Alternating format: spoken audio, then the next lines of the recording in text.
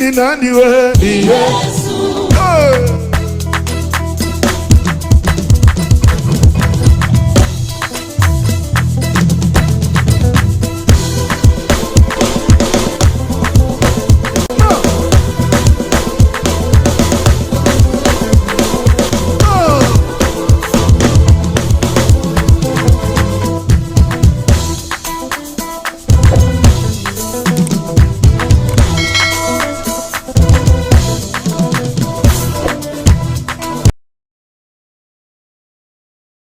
Désir de ton cœur, que ton esprit désire plus de Dieu dans tes décisions, dans ta marche, dans tes projets. Seigneur, nous te désirons encore dans nos vies. Plus de toi, Seigneur, nous voulons plus de toi.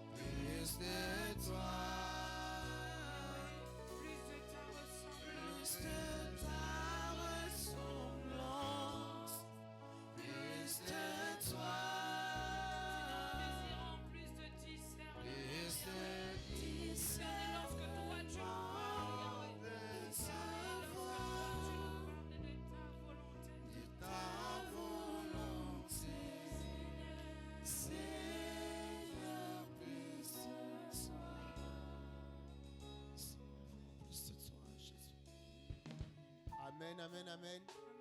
Est-ce que tu peux acclamer le Seigneur? Est-ce que tu peux véritablement acclamer? Vous savez, pendant qu'on était en train de chanter ce chant, il y a ce verset qui est monté en moi. Ce peuple sur qui mon nom est invoqué, s'il s'humilie et me cherche du haut des cieux, je les exaucerai. On a désiré plus de Dieu. On a désiré plus de lui. Vous savez, il y a des choses en Joy que naturellement il manifeste. Parce qu'il est dans la présence de ses parents. Parce qu'il voit ses parents chanter. Il voit ses parents prier. Il voit ses parents faire des choses. Tu as désiré plus de Dieu. Tu as chanté pour plus de Dieu. Et il va te permettre de manifester plus de lui. Notre Père, il écoute quand on le prie. Et du haut des cieux, il nous exauce. Merci Seigneur parce que nous allons manifester plus de toi. Merci parce que notre nature, elle vient de toi. Notre nature ne nous est pas conférée par un humain, ni par nos parents biologiques. Notre nature, elle émane de toi. Alors quand nous désirons plus de toi, c'est émaner plus d'amour, émaner plus de bienveillance, émaner plus de maîtrise de soi, émaner du discernement, émaner ton caractère. Et c'est notre prière, Père éternel, que notre caractère soit confondu avec le tien, que Christ soit pleinement manifesté en chacun d'entre nous. C'est notre prière. Merci Père parce que tu nous transformes, tu nous renouvelles.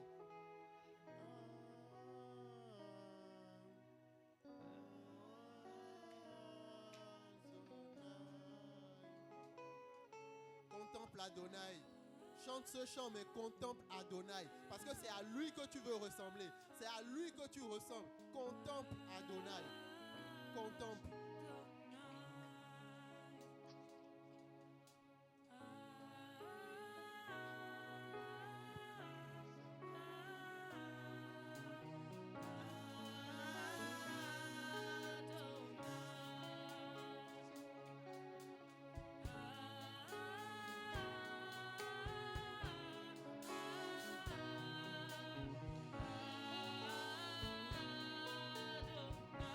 Désirons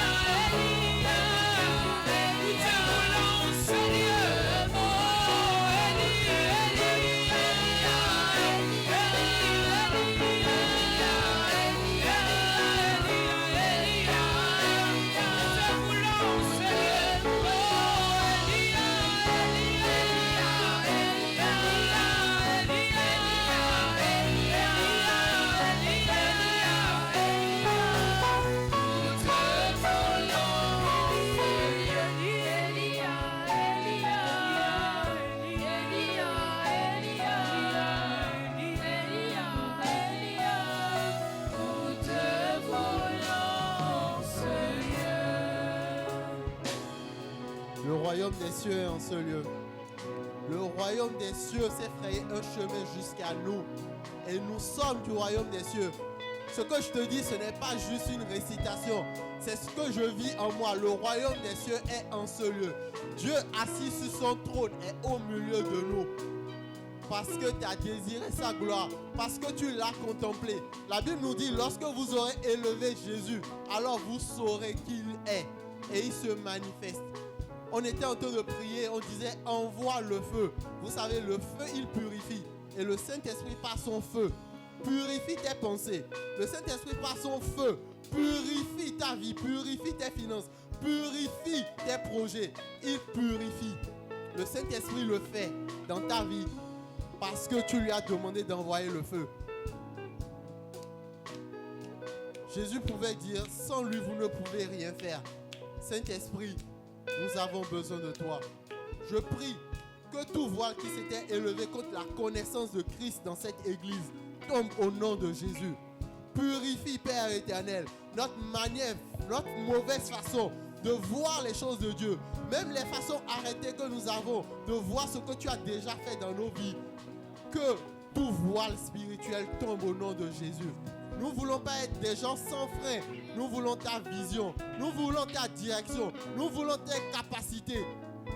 Sois loué, sois honoré. Merci pour ce que tu es en train de faire. Merci pour les fardeaux que tu es en train d'ôter, Saint-Esprit. Tu dis, venez à moi, vous tous qui êtes fatigués, je vous donnerai du repos. Donne ton fardeau parce que tu mérites le repos. Et ce repos, il y a quelqu'un qui est mort à la croix pour que tu aies ce repos. Alors ne garde pas ton fardeau. Tu as dit, envoie le feu. Le feu vient te purifier, vient t'enlever ce fardeau. Laisse ce fardeau, repars léger et reçois la paix de Dieu. Reçois la paix de Dieu. Merci Père pour ce que tu es en train de faire.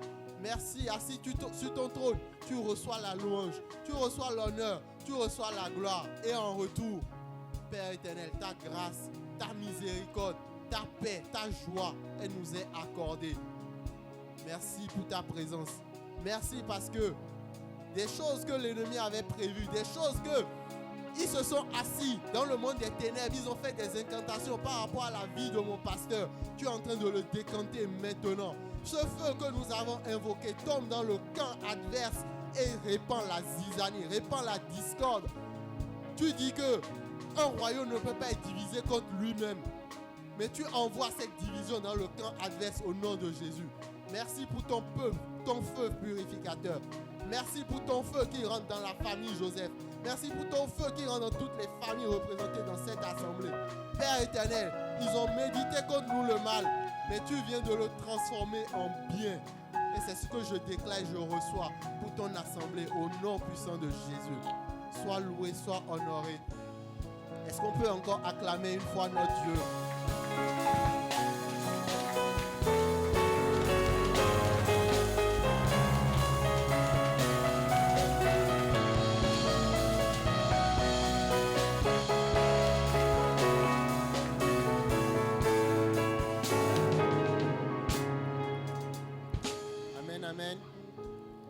Amen. Nous sommes dans le mois de septembre. Nouveau mois, nouvelle thématique. La thématique de ce mois, c'est la puissance du nom de Jésus. Est-ce que tu peux répéter avec moi? La puissance du nom de Jésus. La puissance du nom de Jésus. La façon dont tu le dis, je pense qu'il n'y a pas de puissance dans ce nom. La puissance dans le nom de Jésus. Attends, je vais voir si tu peux faire mieux que moi. La puissance dans le nom de Jésus. La puissance du nom de Jésus. Amen. Oui, il y a une puissance dans ce nom. Il y a des bénédictions dans ce nom. Parce qu'on dit qu'il n'y a aucun nom qui soit élevé au-dessus de ce nom. Je lis la parole de Dieu. Je suis dans Colossiens 1, verset 16 rapidement. On dit, en effet, c'est en lui que tout a été créé dans le ciel, sur la terre, le visible et l'invisible. Trône, souveraineté, domination, autorité, tout a été créé par lui et pour lui. Imagine un nom, une personne pour qui tout a été créé par lui et en lui. Amen, amen. Et la parole de Dieu me dit, vous qui étiez autrefois étrangers et ennemis de Dieu, par vos pensées, par vos mauvaises œuvres, il vous a maintenant réconciliés par la mort de son Fils, dans son corps de chair, pour vous faire paraître devant lui sans défaut et sans reproche. Donc quand tu viens dans la présence de ton Père, sois sans reproche et sans crainte parce qu'il t'a justifié. Nous commençons ce mois avec ce thème, la puissance du nom de Jésus. Et je sais que nous serons bénis. Je sais que nous serons conduits par le Saint-Esprit pour avoir de nouvelles révélations. Et toi, non seulement écris, mais ne manque aucun des cultes. Sans plus tarder, nous allons prier pour la parole de Dieu. Que le Seigneur utilise l'instrument qu'il s'est choisi ce soir. Cet instrument, notre Père spirituel, que Dieu va encore utiliser puissamment ce soir. Toi, tu vas recevoir des choses.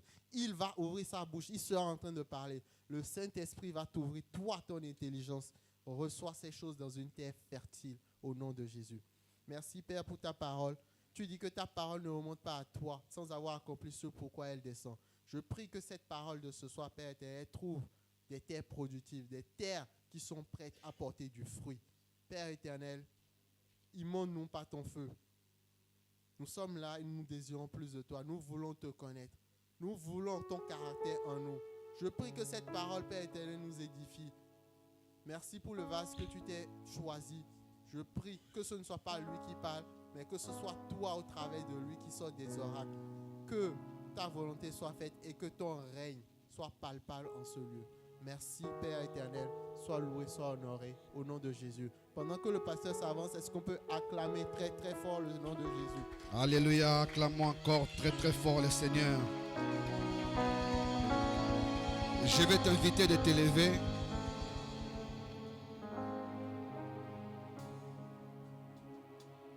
Pour t'élever, oh lento, pour que le roi de gloire fasse son entrée avec puissance et autorité.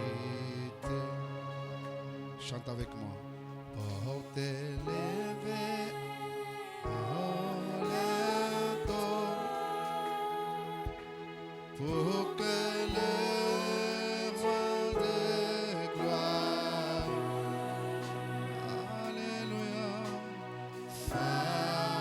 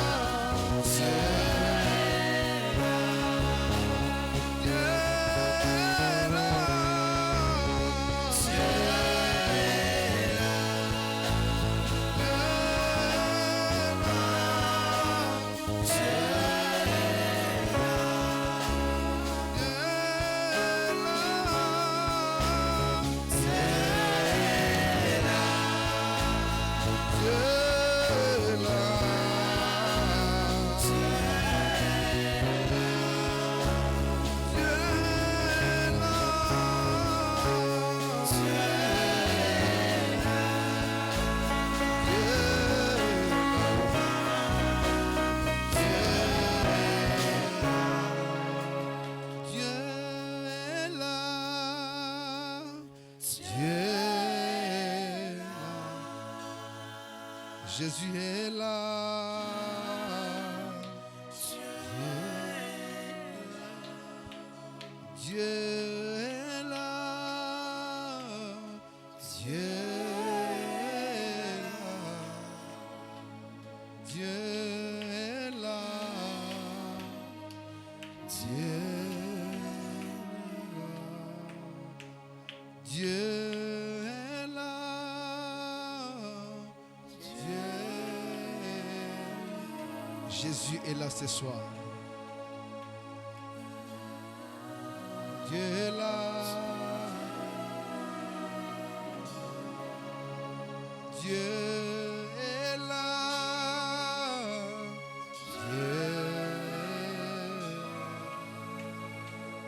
Dieu est là.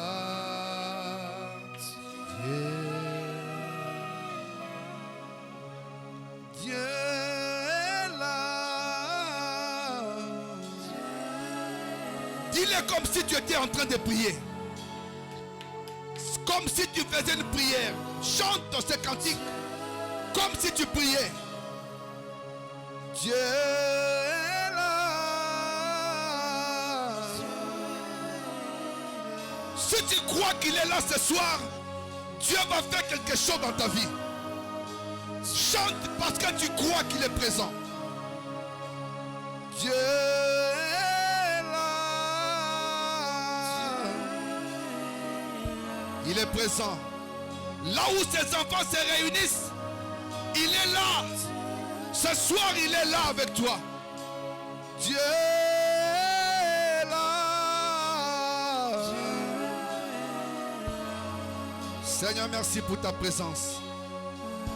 Merci pour ce que tu es. Merci. Dans nos vies, tu es là. Même toi qui me suis sur Internet, Dieu est dans ta maison en ce moment. Et il est en train d'opérer de grandes choses dans ta vie. Dieu est là. Dieu est là. Dieu.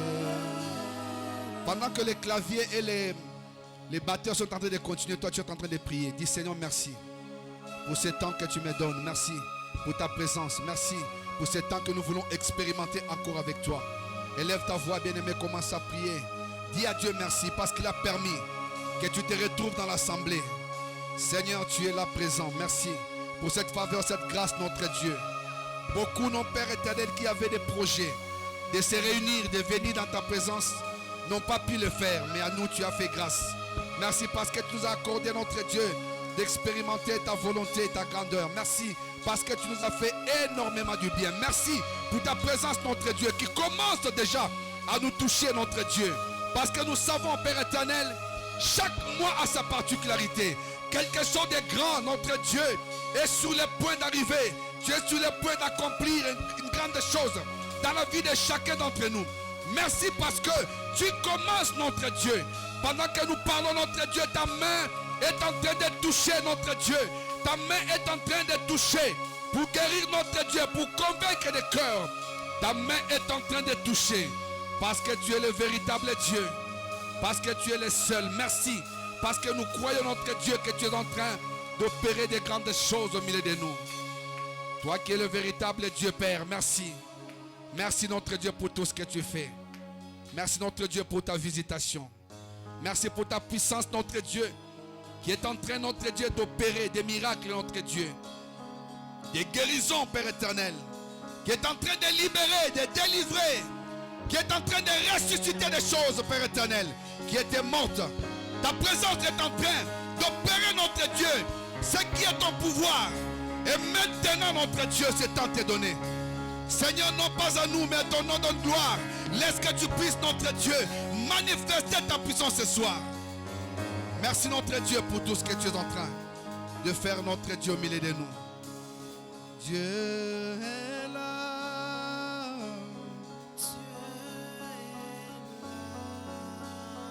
Dieu est là.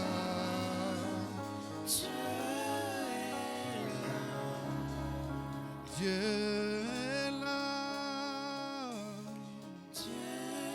Seigneur, merci. Dieu est là.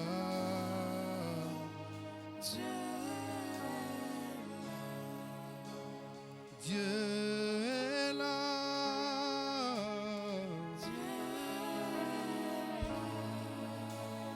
Dieu est là.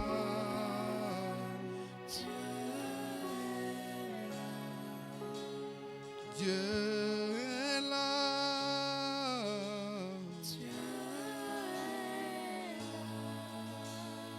Dieu est là.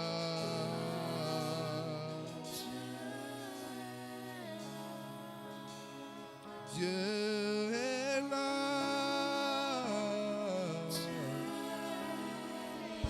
Merci Jésus.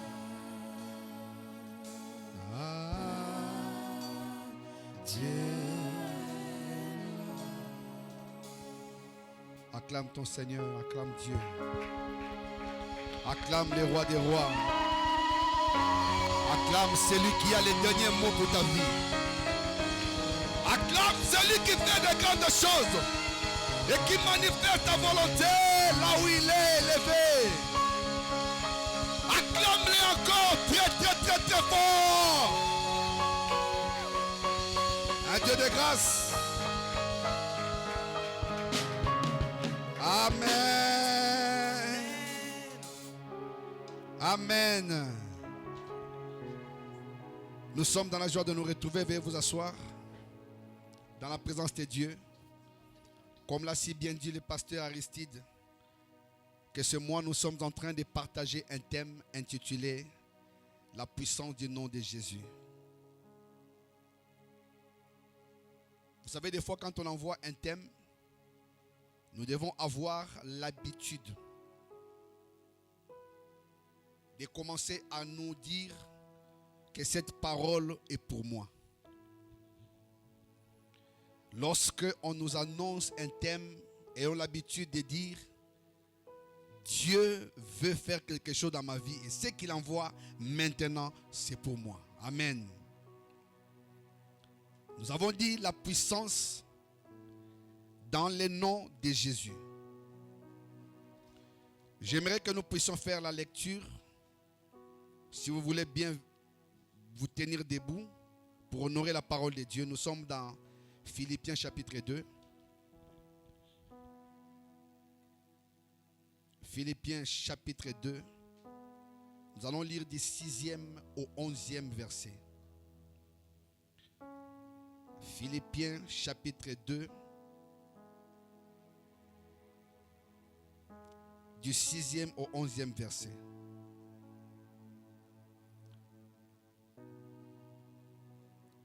Est-ce que tout le monde a trouvé? Philippiens 2, 6 à 11. Est-ce que nous pouvons lire tous au nom de Jésus?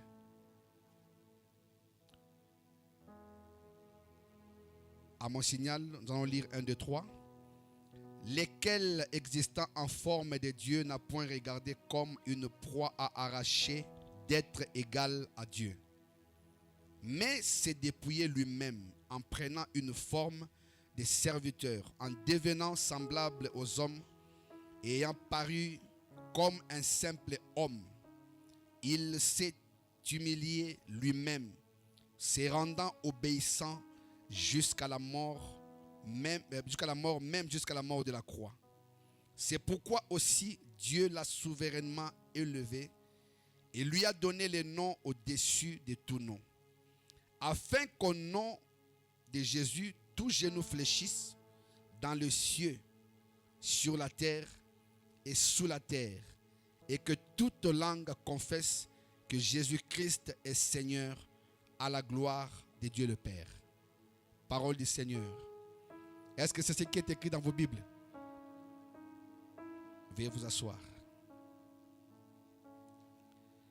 Nous avons dit que nous partageons sur la puissance du nom de Jésus. Aujourd'hui, nous allons commencer par introduire ce message qui va accompagner tout ce mois. ces messages que Dieu nous a envoyés, parce que des fois quand nous prions, nous disons des fois au nom de Jésus. Mais nous ne nous rendons pas compte la puissance qui se trouve dans ces noms. Des fois nous disons au nom de Jésus par formalité. Mais nous ne comprenons pas exactement qu'est-ce qu'il y a dans le nom de Jésus.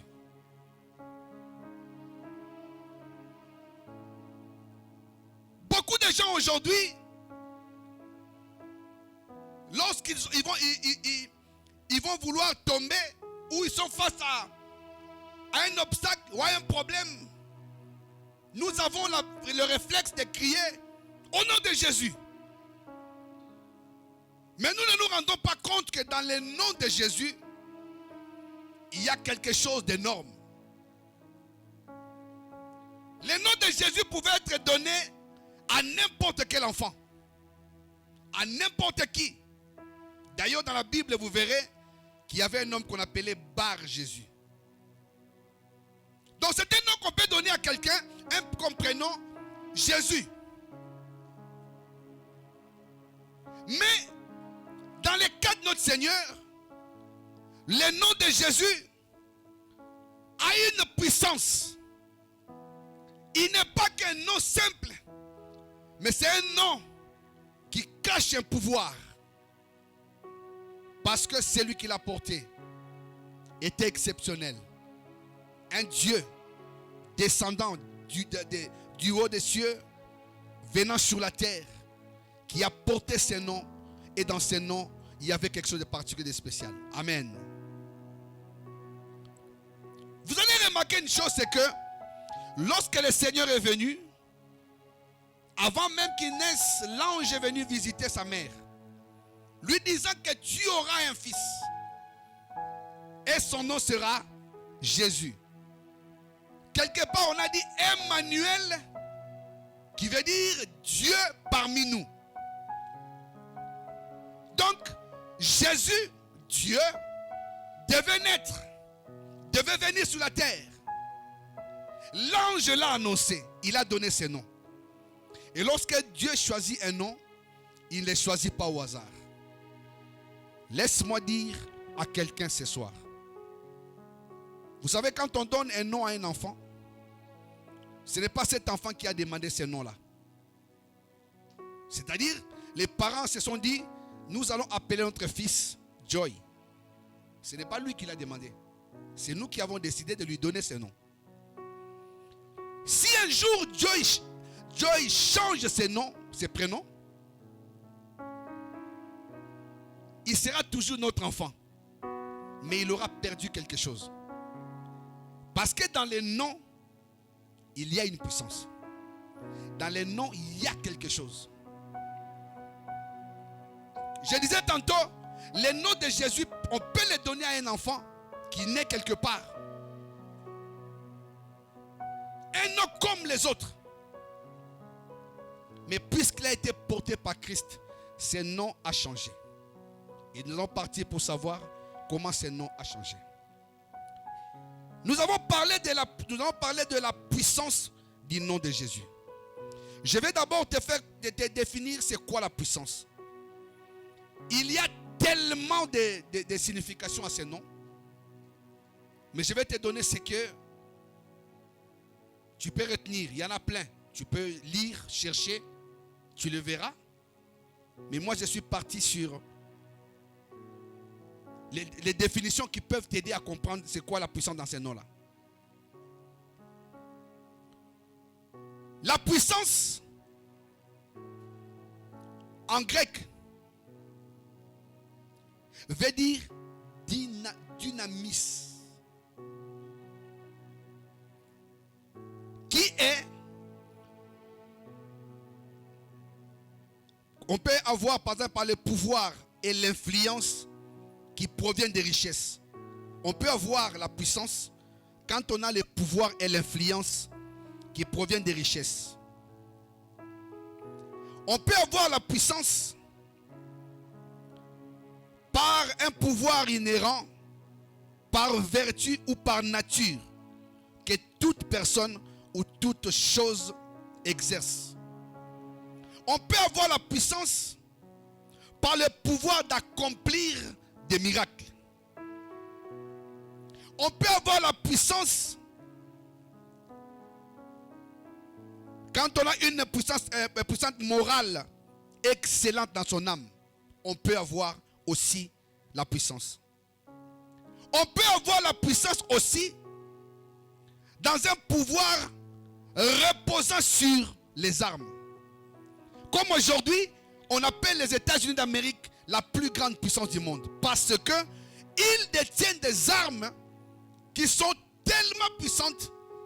Et de là, ils deviennent un État plus puissant du monde. Maintenant,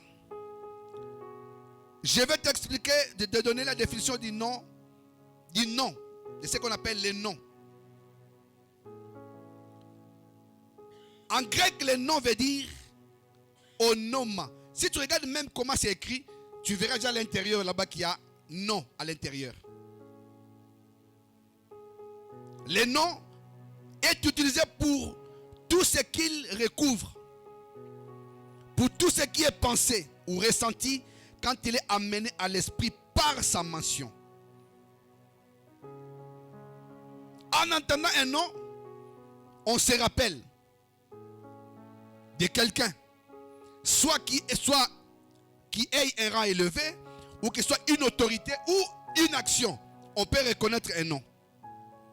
On peut reconnaître un nom par une personne.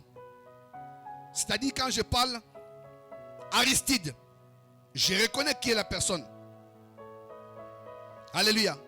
Donc le nom sert à nommer quelqu'un.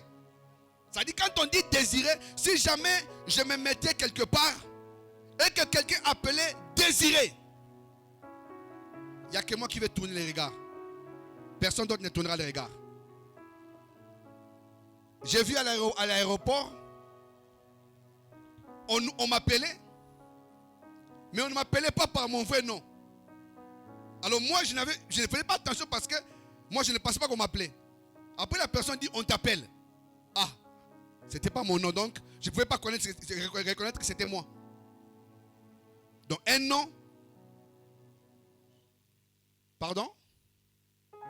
sert à nommer quelqu'un, à appeler quelqu'un, à identifier quelqu'un. Maintenant, nous savons que la puissance, c'est un pouvoir que détient quelqu'un. Et je parlais tout à l'heure de Jésus venant sur la terre. Quand il est venu, ses parents l'ont appelé Jésus. Un nom que tout le monde devait porter. Excusez-moi de me répéter, hein? J'essaye vraiment d'entrer. On a appelé Jésus. Il est venu sur la terre. La Bible dit, après son baptême, l'Esprit descendit sur lui. Et une voix se fit entendre du ciel, disant, celui-ci est mon fils, sur qui j'ai mis toute mon affection. Écoutez-le. Donc, le ciel a parlé, le Saint-Esprit est venu et lui-même était présent. Mais il avait un nom qui s'appelait Jésus. Les gens qui habitaient avec lui le prenaient pour le fils d'un charpentier. Personne ne reconnaissait sa divinité. Personne ne reconnaissait qui il était. Donc il était sur la terre avec des gens qui ont grandi avec lui, qui le voyaient comme nous voyons tout le monde chaque jour. Laisse-moi te dire que la personne qui est à côté de toi, aujourd'hui peut-être vous avez la chance, je vais dire comme ça, de vous asseoir à côté de lui ou d'elle. Mais un jour viendra où peut-être ça ne sera pas possible. J'ai vécu avec des gens que Dieu a élevés. Mais un jour la personne m'appelle et me dit, tu vas voir à la fin du culte cette personne. Je vais te voir, mais il faut que tu vois la personne. Il appelle la personne. La personne vient, il dit, tu verras ces messieurs à la fin. Mais quand je veux pouvoir les messieurs à la fin, je n'ai plus réussi à rencontrer ces pasteurs. Parce qu'il y avait tellement de sécurité que je ne pouvais pas m'approcher. Donc, la personne qui est à côté de toi cache une puissance que toi tu ne connais pas. Un jour ou l'autre, peut-être que vous ne serez plus en mesure de l'atteindre ou de lui parler vis-à-vis comme ça. C'est comme ça que Jésus, grandissant, ses amis les prenaient pour les fils du charpentier. Ceux qui les voyaient travailler, peut-être qu'il y en a d'autres qui minimisaient son travail. Peut-être qu'ils se disaient, mais lui, jeune qu'il est, peut-être qu'il peut faire autre chose. Comment il doit travailler dans la menuiserie? Parce qu'il ne savait pas qu'il y a quelque chose qui était caché. Et au fil des années, le temps où Jésus s'est mis au service du Père, lorsqu'il a commencé à travailler, la distinction se fait voir. Déjà à l'âge de 12 ans, Jésus alla dans le temple, s'entretenant avec des docteurs de la loi. Il a parlé. Il a posé des questions et il répondait aux questions. Ces gens se demandaient, mais d'où lui vient cette intelligence? Jésus a commencé à travailler. Il a commencé à se mettre au service de son Père. J'aimerais te dire une chose, il y a des choses qui se cachent en toi, qui ne vont commencer à sortir que quand tu te mettras au service de Dieu. Tu ne pourras découvrir ce que tu es que quand tu donneras ta vie à Dieu, quand tu te diras, je veux que tu m'utilises, que tu fasses de moi ce que tu veux. Quand tu lui donneras ta vie complète, où tu n'enlèveras rien, c'est alors que Dieu va commencer à faire quelque chose dans ta vie. Et Jésus, quand il a commencé à se mettre au service de son Père, les choses commençaient à s'éclaircir. Et si vous regardez le verset que nous venons de lire tout à l'heure, dans le chapitre où nous étions tout à l'heure, la Bible dit ceci.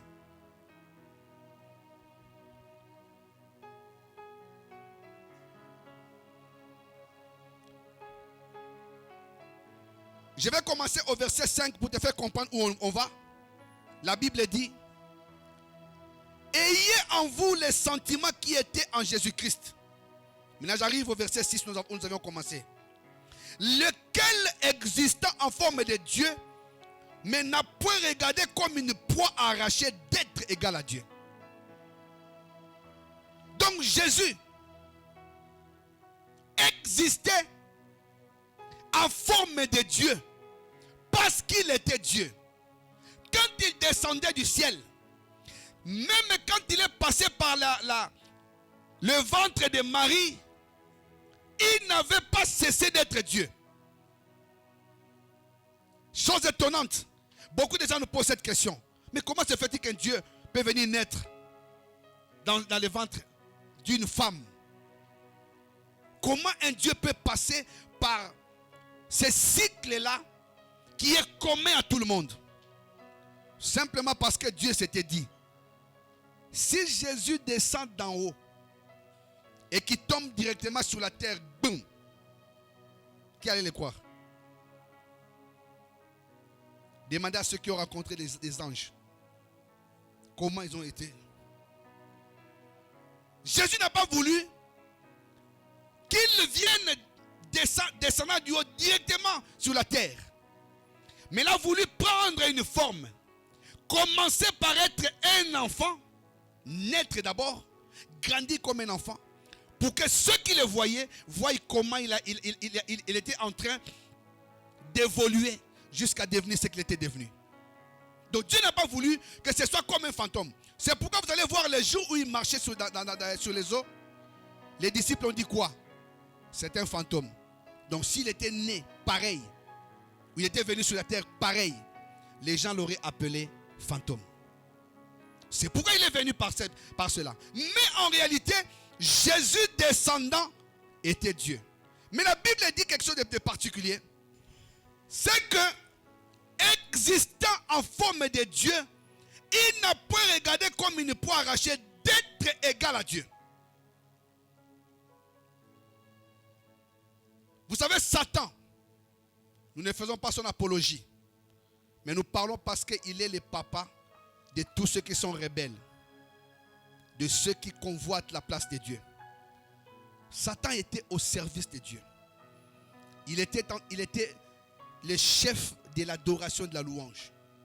Mais un jour, il a vu la gloire qu'on donnait à Dieu. Il a dit, moi je veux ça. Mais lorsqu'il s'est lancé dans cette aventure, c'est ce qui a fait qu'il soit précipité. Jésus venait sur la terre. Il savait qu'il était Dieu, mais il ne pouvait pas dire, je suis au même point d'égalité que mon Père. C'est pourquoi lorsqu'il devait faire quelque chose, il criait toujours vers le ciel, demandant à Dieu d'agir. Parce qu'il ne voulait pas se faire égal à Dieu. Et je vais te dire pourquoi. Parce que Dieu est esprit. Ok? L'esprit n'a pas de corps. Si tu vois quelqu'un passer, sortant, venant te faire peur, non, comme les gens disent, dans des cimetières, il y a des gens qui se réveillent. Non, les gens ne se réveillent pas.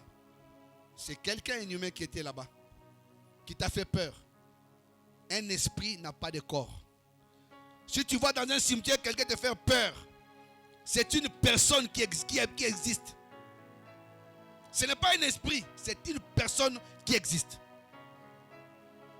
Si tu vois quelqu'un qui passe, ne te dis pas que c'est un esprit. C'est quelqu'un qui est habité par les esprits. Mais la personne est réelle.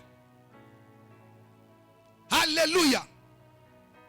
La personne est réelle. Donc, Christ, c'est Dieu, mais dans la chair.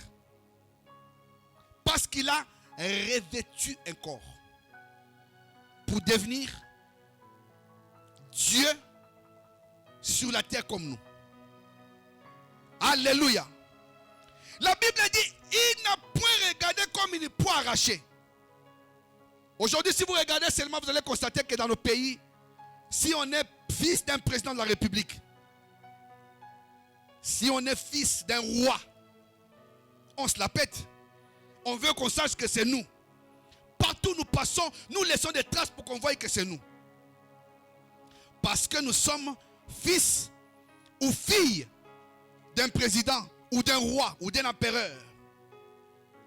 Mais Christ étant venu, il n'a pas voulu faire tout ce tapage. Il a voulu que les gens reconnaissent qui il était.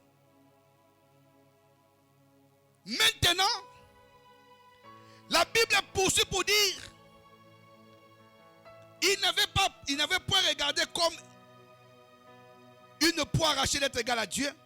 La Bible poursuit, mais s'est dépouillé lui-même en prenant la forme d'un serviteur. Au verset 6, on nous dit qu'il avait la forme de Dieu, existant en forme de Dieu. Maintenant, quand il s'est dépouillé,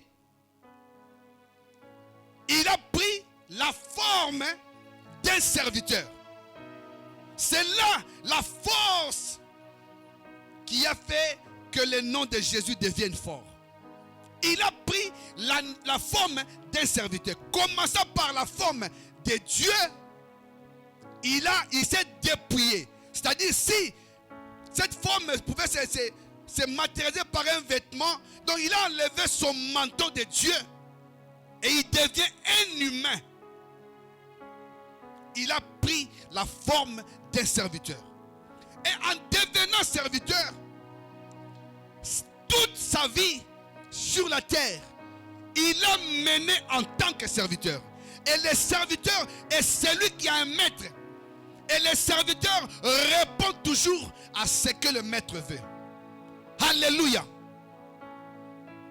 Nous sommes en train de partir pour voir comment la puissance se trouve dans ce nom. Il s'est dépouillé lui-même en prenant la forme. La Bible dit, devenant semblable aux hommes, ayant paru comme un simple homme. Même quand il est devenu semblable aux hommes, mais il a paru comme un simple homme. Quelqu'un me posait la question, comment cela s'était-il fait?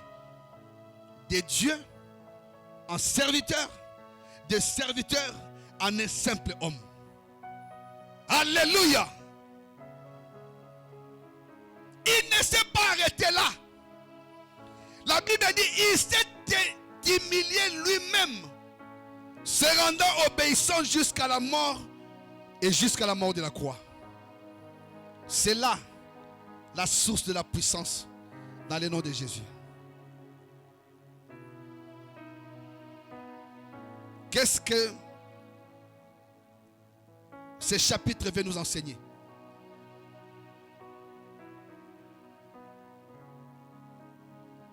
Ce chapitre veut simplement nous dire que nous devons avoir en nous les sentiments qui étaient en Christ. Vous savez, là aujourd'hui on parle de beaucoup de noms.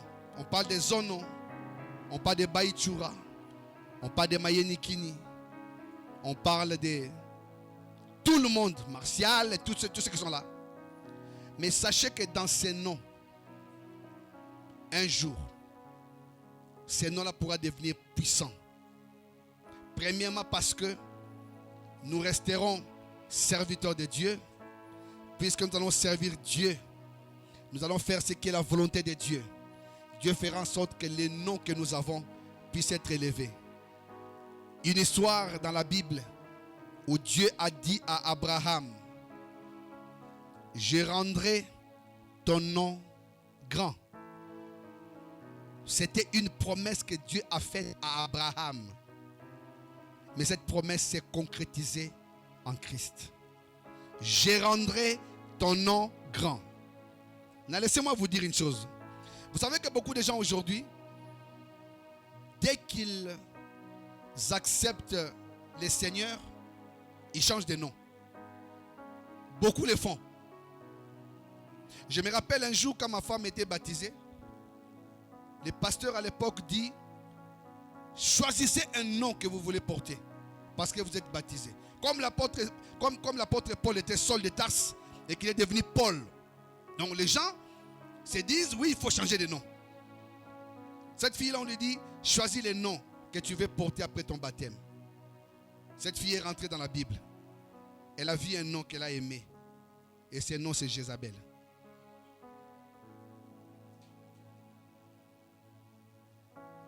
Pour elle, Jézabel sonnait tellement bien. Même le pasteur dit, ah, Jézabel. J'aimerais te dire une chose. Chaque nom cache une identité. Chaque nom cache quelque chose. Pour que tes parents t'appellent Mouniratou, toi tu ne sais pas. Peut-être qu'ils étaient visités par Dieu. Si tu dis que Mouniratou ce n'est pas un beau nom, le prénom c'est pas. Tu peux le changer. Mais tu vas te retrouver à porter quelque chose peut-être qui peut t'apporter malheur. Si dans les noms il y a un problème qui te dérange, la seule chose à faire c'est de prier, de demander à Dieu de vider de ces noms tout ce qui est négatif. Mais ton nom, tu les gardes. Donc Jésus, je reviens, a porté ces noms qui étaient inspirés par le Saint-Esprit. Ces noms qui lui étaient donnés. Mais Dieu savait que ces noms-là avaient des potentialités. Ces noms-là pouvaient accomplir de grandes choses. Mais cela devait passer par quelque chose. Je disais tantôt par le service. Lorsqu'on se met au service de Dieu, c'est alors que Dieu commence à changer notre histoire. Le Jésus que les gens voyaient comme un ménisieux n'était plus ménisieux, mais était devenu quelqu'un d'autre. Mais avant qu'il ne devienne quelqu'un d'autre, qui devienne une puissance, il a fallu ces éléments que nous venons de citer. Il avait la forme de Dieu, qu'il a quitté pour prendre la forme de l'homme, et jusqu'à devenir un simple homme. Donc c'est-à-dire que nous qui sommes là, par rapport à nous, Christ n'était rien. Mais il était notre Dieu. Il n'était rien, c'est-à-dire il était devenu un simple homme. Donc on va dire, tout ce qui était des rois à cette époque-là, des empereurs, des juges, des docteurs, semblaient être plus puissants que lui. Mais en réalité, lui, il est Dieu. Il a fait accompli toutes ces étapes, n'est-ce pas, pour que toi et moi devenions importants aux yeux de Dieu. Il a pris la forme de l'homme. Il s'est humilié. Maintenant, quand la mort était placée devant lui, comme un service, j'ai toujours dit la mort de Jésus, c'était un service. C'était un sacrifice. La mort de Jésus, c'est ce qui devait amener l'humanité à expérimenter l'amour de Dieu. La mort de Jésus était un service qu'il a voulu rendre pour que toi et moi aujourd'hui nous soyons appelés fils et filles de Dieu. Et rien ne pouvait se passer tant que Christ n'avait pas accepté d'accomplir ses sacrifices à la croix. Rien ne pouvait être fait pour que l'humanité soit sauvée. Même pas que l'humanité soit sauvée, mais pour que lui devienne ce qu'il est devenu. La Bible déclare, lorsque Christ a accepté la mort de la croix, un Dieu qui était en train d'être tué par ses créatures, lui le créateur. Ces gens se moquaient de lui. D'autres disaient, si tu es fils de Dieu, descends de la croix. Même l'un des brigands a dit, si tu es réellement ce que tu prétends être, sauve-toi et sauve-nous. Nous connaissons cette histoire. Mais Christ ne pouvait pas descendre. Lorsqu'il s'est trouvé dans Gethsémane, il avait demandé, Seigneur, si tu peux éloigner cette coupe. Non pas ma volonté, mais ta volonté à toi. Et la Bible dit, il a accepté la mort. Lorsqu'il est allé à la croix, il est mort, enseveli. Il est ressuscité. Et la Bible déclare, pour avoir accepté ces sacrifices, pour avoir accepté de donner sa vie. Vous savez, des fois, quand on parle de donner sa vie, nous ne nous rendons pas compte. Il n'avait que 33 ans. Il était à fleur de l'âge. C'est-à-dire, il était quelqu'un qui pouvait aimer sa vie. Mais la Bible dit, car Dieu a tant aimé qu'il a donné son fils. Donc le fils venant dans le monde ne pouvait pas ne pas accepter de passer à la croix. Et la Bible dit, après avoir accepté l'humiliation, dans l'humilité, parce que beaucoup confondent l'humiliation et l'humilité. L'humiliation, c'est quand on te jette l'opprobre, tout ce qu'il y a de sale. C'est comme lui, il était flagellé. Beaucoup on l'a insulté, on a craché sur lui. Il était humilié, mais il a accepté cette humiliation par l'humilité qui était en lui. Laisse-moi te dire, si jamais l'esprit d'humilité ne te gagne pas, prie beaucoup Dieu de faire de toi un homme, une femme humble. Parce que s'il y a quelqu'un que Dieu résiste, c'est l'orgueilleux. Christ n'a pas dit, moi je viens de toi, je viens. Il a dit, tu n'as voulu ni sacrifice, ni offrande, mais tu m'as choisi moi, en me formant un corps. Et me voici, je viens pour faire ta volonté. Dans l'humilité, pendant qu'il mourait à la croix, c'était pour Judith, c'était pour Daniel, c'était pour Niken. Quand il mourait, nous n'étions pas là, mais il était en train de mourir pour chacun d'entre nous. L'humiliation dans l'humilité. Est-ce que toi, tu accepterais tel que tu es là? Que les gens commencent à te jeter de l'huile sur les habits. Quand tu es bien vêtu. Je vais donner un exemple. Quand mon pasteur venait de se marier, sa femme avait une robe. Imagine que maintenant toi tu viens avec de l'huile. À cause non, parce que les chrétiens doivent être humbles. Tu prends de l'huile et tu jettes sur mon irato. les jours du mariage. Est-ce que tu penses que ça va bien se passer là?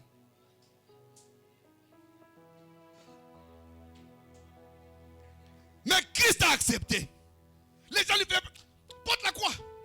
Il prend la croix en tant qu'un homme. Il était en train d'aller d'un côté à l'autre parce que c'était lourd. Elle était lourde. À un moment donné, on voit quelqu'un qui se dit, dit, toi viens ici. Allez, porte ça pour lui. Et l'homme essaye. Christ le regarde juste pour lui dire, il n'a pas dit, hein? C'est ce qu'il lui a transmis en esprit lui disant, tu as participé à ce que je suis en train de faire dans le monde. Il a accepté l'humiliation. Les gens le voyaient faire des miracles. Mais cette fois-là, il ne pouvait pas faire les miracles pour lui-même. Parce que ça devait se passer comme cela. Et lorsqu'il est mort et qu'il était ressuscité, la Bible dit au verset 9, c'est pourquoi Dieu l'a souverainement élevé et lui a donné le nom qui est au-dessus de tout nom. C'est quel nom? C'est quel nom? Mais il avait ce nom déjà. C'est pourquoi je disais tantôt, dans chaque nom se cache une puissance. Ne pense pas que le nom qui t'est donné est un nom qui t'est donné par hasard. Non. Il avait le nom de Jésus. Mais la Bible dit, après avoir obéi, en acceptant l'humiliation, dans l'humilité, Dieu lui a donné le nom souverainement élevé.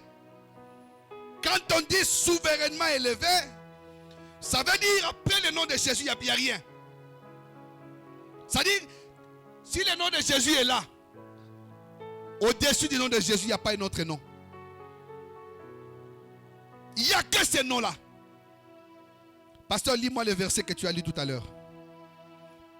Vous allez comprendre que quand Dieu dit, quand la Bible dit que Dieu l'a souverainement élevé et lui a donné un nom au-dessus de tous les noms. Maintenant, écoutez. Écoutez cette parole-là. Donne la référence. Colossiens 1, le verset 16. J'ouvre ça dans ma Bible. Ok. Colossiens 1, le verset 16. Suivez bien. Colossiens 1, le verset 16. Je lis la parole de Dieu au nom de Jésus.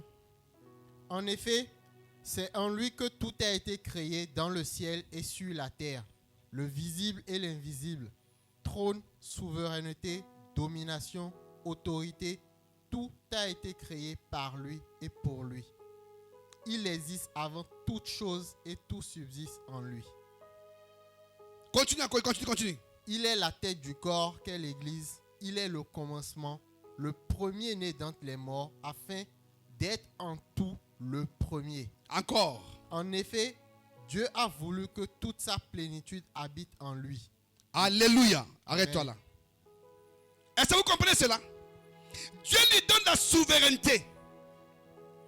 Mais la Bible dit, il lui donne cette souveraineté, mais il va dire, qu'en lui ont été créées toutes les choses, Colossiens 1, partie du verset 16 jusqu'au verset 19, qui sont dans les cieux, sur la terre, les visibles et les invisibles, trône, dignité, domination, autorité, tout a été créé par lui et pour lui. Il est avant toute chose et toute chose subsiste en lui. Il est la tête du corps de l'Église. Il est le commencement, le premier d'entre les morts, afin d'être en tout le premier. Car Dieu a voulu que toute plénitude habita en lui. C'est là le pouvoir du nom de Jésus. Maintenant la Bible dit, je vous ai donné le pouvoir de marcher sur les serpents, sur les scorpions, sur toute la puissance de l'ennemi. Et rien ne pourra vous nuire. ces choses. Lorsque nous mettons le nom de Jésus, Christ est crucifié, qui s'est rendu humble dans l'humiliation, qui n'a pas voulu s'élever, qui a voulu que Dieu seul puisse l'élever, a vu ce nom devenir le nom au-dessus de tout. La Bible dit qu'il était élevé souverainement parce qu'il a accepté d'être serviteur de Dieu, en fils, lui fils de Dieu, mais qui a accepté de devenir fils de l'homme. Alléluia. Le nom de Jésus a un pouvoir. Devant ce nom, les démons, les principautés, les autorités, tous ceux qui sont élevés tremblent devant ce nom-là. Le nom de Jésus a un pouvoir et une puissance telle que ce nom peut te donner des solutions à tous tes problèmes. La Bible dit rien n'est impossible à Dieu. Le nom de Jésus peut ouvrir des portes jamais ouvertes par personne. Le nom de Jésus peut fermer des portes jamais fermées par quelqu'un. Le nom de Jésus peut t'apporter tout ce dont tu as besoin. Si tu connais la puissance, tu maîtrises ce qui se trouve dans le nom de Jésus, tu ne le diras pas en vain. Il y a des gens, des fils de Sceva, eux là, ils vont dire, ils voient les démons. Et des chants au nom de Jésus que Paul prêche. Hein? Les esprits lui ont dit, Jésus nous les connaissons. Paul, nous les connaissons. Et vous qui êtes-vous? Ces gens-là sont partis nus. On les dit comme ça. Maintenant, voilà la scène en vrai. Non seulement qu'ils sont nus, mais ils sont en train de courir. Alléluia. Si tu comprends la puissance qui se trouve dans le nom de Jésus, tu n'auras plus peur de rien. Une difficulté vient. Tu dis à la difficulté, dans tout ce que Jésus est, toi, tu ne feras même pas, je ne sais pas, en pourcentage, je ne peux même pas donner. Il y a un problème qui te dérange, qui te tourmente, qui te tracasse. Dis à ces problèmes, j'ai en moi un Dieu qui s'appelle Jésus, qui a une puissance, qui est capable de changer ta situation, de devenir ce que lui veut. Nous n'avons pas de résultats parce que nous ne croyons pas dans le nom de Jésus. Des fois quand on te dit, tu es béni au nom de Jésus. Tu vois comment tu te dis? Amen. Mais tu ne sais pas que lorsqu'on cite le nom de Jésus, la Bible dit, les démons connaissent ce nom-là. Ils tremblent. Mais toi qui es bénéficiaire de ce nom, tu trembles devant les démons. Le nom de Jésus est capable de guérir, de délivrer, de bénir. Le nom de Jésus est capable de t'élever, capable de te donner une autre identité. Le nom de Jésus est capable de faire des choses que toi tu ne peux jamais imaginer. Par le nom de Jésus, tu peux changer le cours des événements dans ta famille. Même ceux qui tiennent tête devant toi, dis-toi seulement au nom de Jésus, je te soumets à l'obéissance de Christ. Cet homme-là ou cette femme-là fléchira. Parce que personne ne peut résister au nom de Jésus. Il a accepté de mourir à la croix. Il a donné sa vie. N'est-ce pas pour que toi tu aies la vie? Pour que tu sois sauvé. Tu es malade. Dis à ta maladie, au nom de Jésus, quitte mon corps. Je suis guéri au nom de Jésus. Ça se fera. Quelqu'un est malade dans ta maison, ne pleure plus. Impose la main. Au nom de Jésus, sois guéri. Moi, quand je prie pour mes enfants, je ne dis plus de longues paroles. J'impose ma main, je dis Seigneur, garde-les, protège-les, ou le ou là, pendant qu'il va dormir au nom de Jésus. Amen. Je crois dans ces noms. Je sais que Jésus est là. Quand je suis absent, Jésus est présent. Partout mes enfants se trouveront. Ma femme se trouvera. Si je ne suis pas là, Jésus est là. Les seuls noms invoqués, si on veut être délivré, si on veut vivre une vie meilleure, c'est le nom de Jésus. La parole de Dieu déclare, il n'y a aucun nom qui a été donné parmi les hommes par lesquels nous devions être sauvés, si ce n'est le nom de Jésus. Christ a dit, j'ai persécuté l'église. Mais un jour, j'ai été saisi parce que Jésus est entré dans sa vie. Si tu prends ce nom, tu l'embrasses, tu t'appropries ce nom. Ne le cite pas n'importe comment. Mais lorsque tu le cites, aie la conviction. Dis-toi que ce que je dis arrivera. Tu es devant une feuille d'examen. Tu dis, Seigneur, je vais réussir au nom de Jésus. Tu vas déposer un CV. Tu dis, Seigneur, je serai retenu au nom de Jésus. Alléluia. Dans le nom de Jésus, il y a une puissance. Des choses que tu ne peux pas imaginer. Vous savez, des fois, quand nous servons Dieu, quand on vient à l'église, vous savez pourquoi l'église ne se remplit pas la semaine? Parce que les gens ne comprennent pas que Christ est plus grand que tout. Alléluia. Jésus que vous voyez a changé de vie. Une personne tourmentée par des démons. Il les rencontre. Il parle. Les démons commencent à se supplier. Jette-nous dans les pourceaux. Il dit d'accord, je vais vous jeter dans les pourceaux. Il jette dans les pourceaux. Où est-ce que les pourceaux ont fini? Parce que dans le nom de Jésus, il y a une puissance. Ce que Jésus dit de toi, personne ne peut le changer. Ce que Jésus a dit pour toi, personne ne peut le changer. Il a dit à un brigand, aujourd'hui, tu seras avec moi dans le paradis. Il n'a pas dit, demain tu seras avec moi. Il lui dit, aujourd'hui. Ils étaient encore sur la croix. Il aurait pu sauver cet homme pour lui dire, tu vas descendre miraculeusement. Il n'a pas dit ça. Dans l'esprit de Jésus, même si tu meurs, tu es à côté de moi. Parce que Jésus est capable de tout. Lorsque tu dois aller faire l'évangélisation, recommande ton chemin entre les mains de Dieu. Dis au Seigneur, tous ceux que je vais rencontrer, ceux à qui je vais adresser la parole, qu'ils puissent être touchés au nom de Jésus. Cela se fera. Ne crains plus rien. Tu as l'arme la plus redoutable. Vous savez, aujourd'hui, entre Russes et Américains, il y a une rivalité. Entre Chinois et Américains, Russes et Coréens, il y a quelque chose qui se passe. Parce que les gens savent que derrière, dans les nucléaires, j'ai quelque chose. Mais nous n'avons pas l'arme physique. Nous avons juste ces noms. Ces noms qui est capable de tout changer. Prends conscience.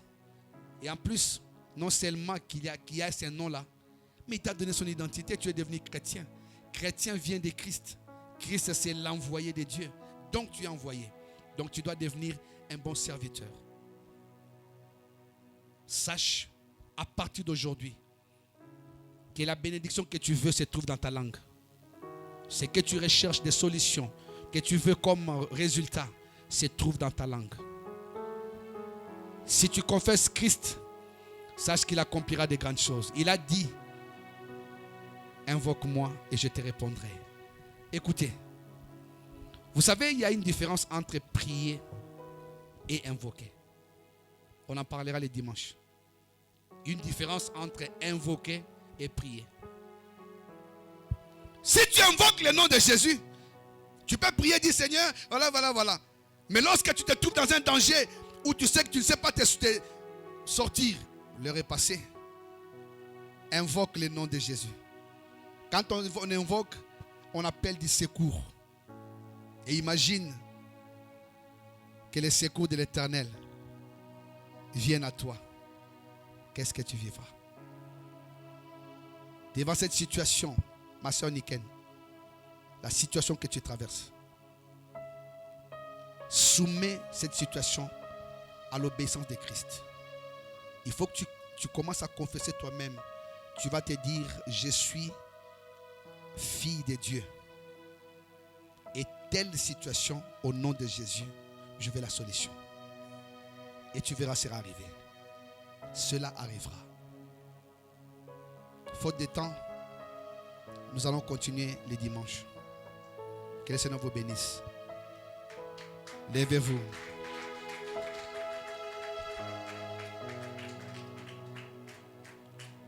Dieu est là. Ah, Dieu est là. Dieu est là. Dieu est là. Dieu est là.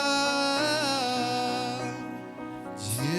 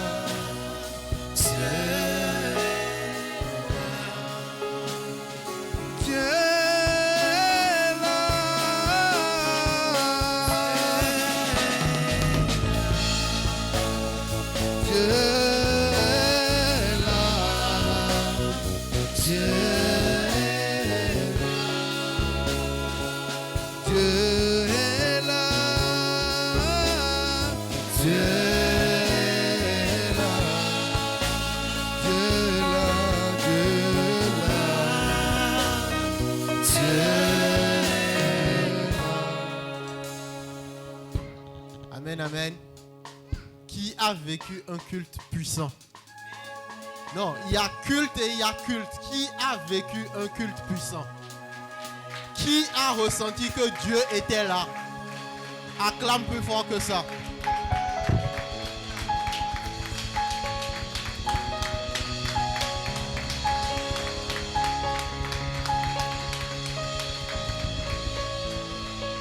Amen. Non, je ne sais pas pour toi, mais j'ai vécu un culte puissant. Pas besoin de faire tomber des chaises. Dieu est là. Dieu se manifeste. Dieu se révèle. Il dit, mon peuple périt faute de connaissance. Et si on connaît alors la puissance qu'il y a dans ce nom-là, en tant que chrétien, qu'est-ce qui peut nous arrêter? Il y a ce verset qui me passait par l'esprit. Il a effacé l'acte dont les ordonnances nous condamnaient. Donc son nom est tellement élevé, tellement grand que il a fait quoi? Il y a des choses qui te condamnaient, Judith. Il y a des choses avant qui te condamnaient. Il y a des choses que tu as fait aujourd'hui qui te condamnent. Et lui, pas un seul sacrifice, pas l'obéissance, pas l'humilité. Il a pris, il a effacé. Tu vas chanter cette chanson, pas en pensant à tes problèmes, pas en pensant à une maladie, en pensant à rien d'autre. Il y a puissance dans le nom de Jésus. Et nous allons terminer avec ça. Il y a puissance dans le nom de Jésus. Compte tenu de la révélation que tu as eue, compte tenu maintenant de comment tu contemples le nom de Jésus, reconnais cette puissance-là et cette puissance, elle va t'accompagner pendant cette semaine, pendant ce mois et désormais toute ta vie. Il y a puissance dans le nom de Jésus. Et on termine avec ça. Soyez abondamment bénis au nom de Jésus.